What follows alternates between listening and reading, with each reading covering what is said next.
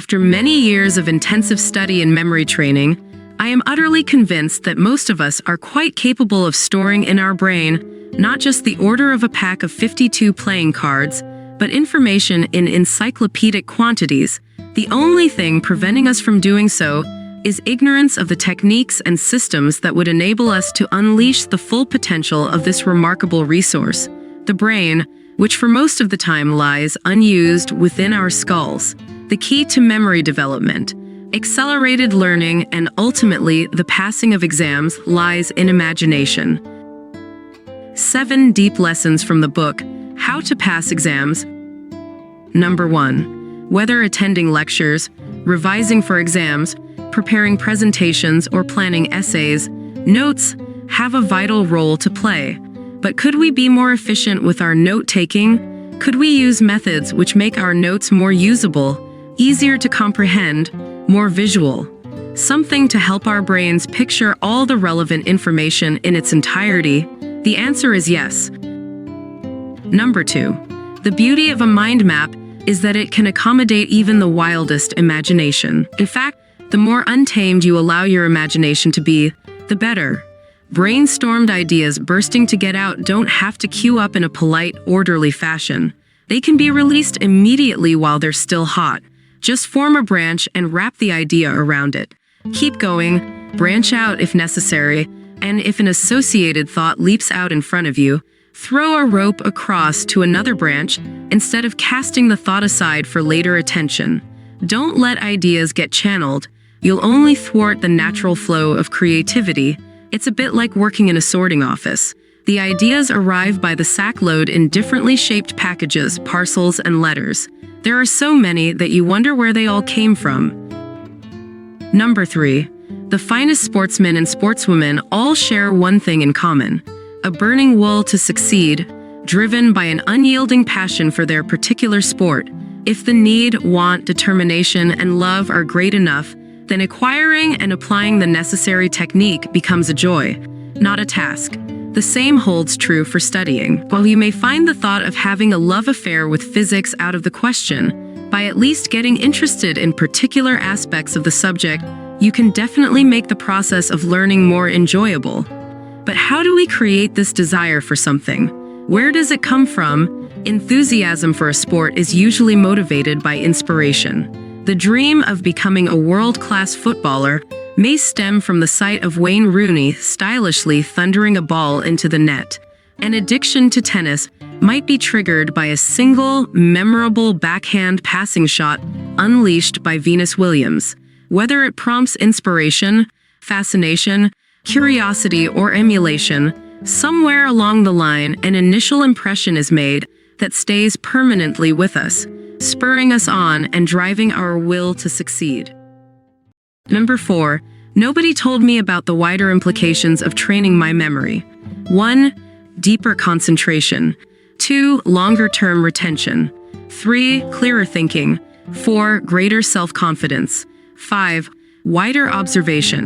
In short, I was unwittingly exercising my brain the way an athlete exercises his or her body. It's like deciding that because you can't fit comfortably into your clothes anymore, it's time to lose weight. But after 6 weeks of regular daily exercise, it's not just your clothes that look and feel good on you, your body does too. And what about all the other benefits, like better circulation, a healthier complexion, a guilt-free appetite, and generally feeling more active? For the past couple of decades, we have been concentrating solely on the body beautiful. Joining a gym and regularly working out seem to be increasing priorities in many people's lives. But why do we continue to settle for just a fit body when we can get our brains in shape as well? Although the brain is an organ, it can be treated in much the same way as any muscle. The more you exercise it, the stronger it becomes. Conversely, the saying, "use it or lose it," is an apt warning for a lazy mind. One of the most enjoyable ways of exercising the body is to take up a sport or group activity. The competitive angle diverts your attention away from the arduous, mundane side of exercise and focuses it on winning. Surely then, this is an equally effective incentive for mental exercise. Head-to-head games such as chess, bridge, and Scrabble and group games involving problem-solving, lateral thinking, or strategy are all excellent ways of challenging and stimulating thought processes. Number 5. The Greek philosopher Aristotle believed that the human soul never thought without first creating a mental picture. All knowledge and information, he argued, entered the soul, that is, the brain, via the 5 senses: touch, taste, smell, sight, and sound. The imagination would come into play first, decoding the messages delivered by our senses and turning the information into images. Only then could the intellect get to work on the information. In other words, in order to make sense of everything around us, we are continually creating models of the world inside our heads.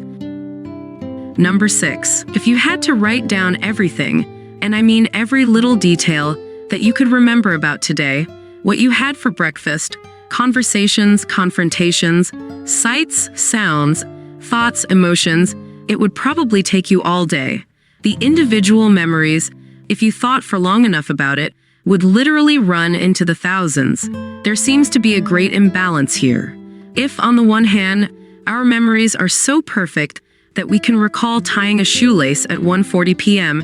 and removing a speck of dust from the marmalade on a piece of toast, why can't we remember that the atomic weight of hydrogen is 1.00797?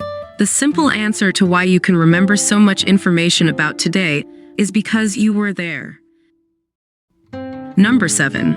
Whatever language you are studying, choose a familiar city, town, or village to mentally store all the key images that you are going to generate, which will form your basic vocabulary. Think of the sort of words that you are going to learn: library, shopkeeper, vegetables, post office, traffic lights, wall, and so on. The layout of a village alone can accommodate an entire foreign vocabulary. Pick an area that you know well, as you are going to be weaving your way in and out of supermarkets, cafes, houses, and car parks, and even climbing up trees. Then divide your town into sections. The local gardens, park, or beauty spot could contain every conceivable adjective: wet, tall, strange, green, natural. And you could use the area in and around your local sports center to group all the action verbs: run, lift, swim, hit, dive. But the real beauty of this system is that it allows you to separate words neatly into their respective genders by literally housing and containing them in what I call gender zones. If you haven't subscribed to our channel, you probably will not see us again. If you have, congratulations, you are growing every day.